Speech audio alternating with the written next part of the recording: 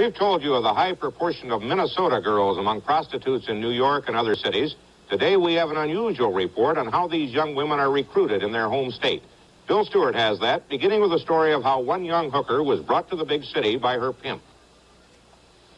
And I met him at a bar here. And he told me if I wanted to be with him, I had to hook, work, the streets. So I did on my 16th birthday. We'll call her Ginger. She's typical of the blonde teenagers from Minnesota who find themselves working as prostitutes on the streets of New York. Leaving Minneapolis for New York was her pimp's idea. Well, we went to New York, and we went to the hotel where a lot of pimp and hoes go. And he went out and found out where the hookers work and put me on 8th Avenue and said, here, have a nice night. And it's really a trip, just being put on 8th Avenue like that, Ugh.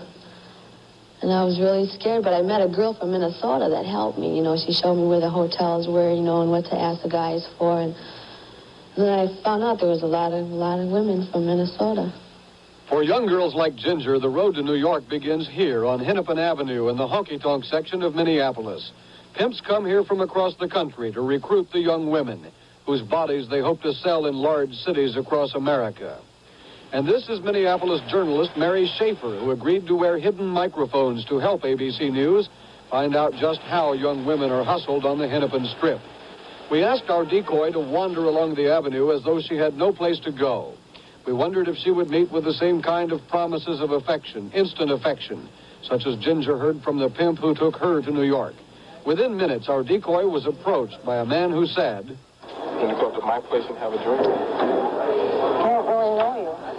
Well, can you think of a better way for two people to get to know each other than being together, having a drink, and discussing things? The cold part about it is that I'm looking for somebody.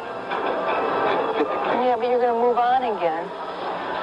No, I told you, listen, now if I meet a beautiful person, that I like, there's no way in God's earth that I'm going to run out on it. As long as it took me to find it. Are you serious? The pimp makes you believe that you don't have nothing else but him, Even if you do have people back wherever you come from, that do care, but he tries to make you think that he's the only one that really loves you, so to speak. In addition to love, the pimps of Hennepin Avenue promised big money, as our decoy found out when she was approached by a man who said he was presently working 3 prostitutes and wanted her to be his 4th. My girls make pretty good on Friday and Saturday. And even through the week, I have regular chicks, that call or we call them. How much can a deal with on the street out here? Oh, you can make about $2,000 a week. $2,000 to $3,000 a week. What's the split? Well, the split? Well, since I do have a degree in accounting, I handle all the finances and everything, but. Sometimes the hustle on the avenue is dramatic, promising a new and glamorous life. If you didn't have a job, you could still manage to support yourself and make your hustle, make your rounds, and do what you got to do, baby. And you can come in with maybe $200, $300, $400, $500, $600, $700. Hey, I think, baby, if you qualify, you don't do nothing unless you get paid up front, baby. And if you don't get paid up front, that's where I have to step in place, you understand, to go see the man. And I want to know what the reason is, you understand, that you didn't get your money, baby. Because you couldn't come back telling me to trick up the money man. I wouldn't move that. I wouldn't move that route.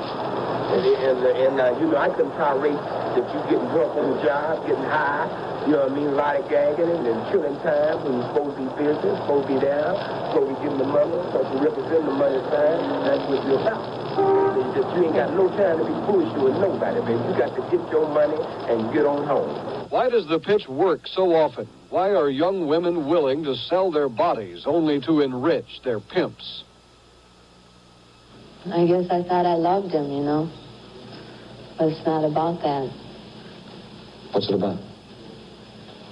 It's just about he's taking advantage of you, making you think that, you love him, he loves you, playing on your emotions. This is 8th Avenue, where Ginger worked as a teenage prostitute in New York for more than a year. She says she made $100,000 and turned all the money over to her pimp. And that is what the Minnesota Sex Connection is about. Money. So much money that few people seriously believe the so-called prostitution pipeline can be shut down. Bill Stewart, ABC News, on 8th Avenue in New York. Coming up, George Strait on drinking, pregnancy, and a warning.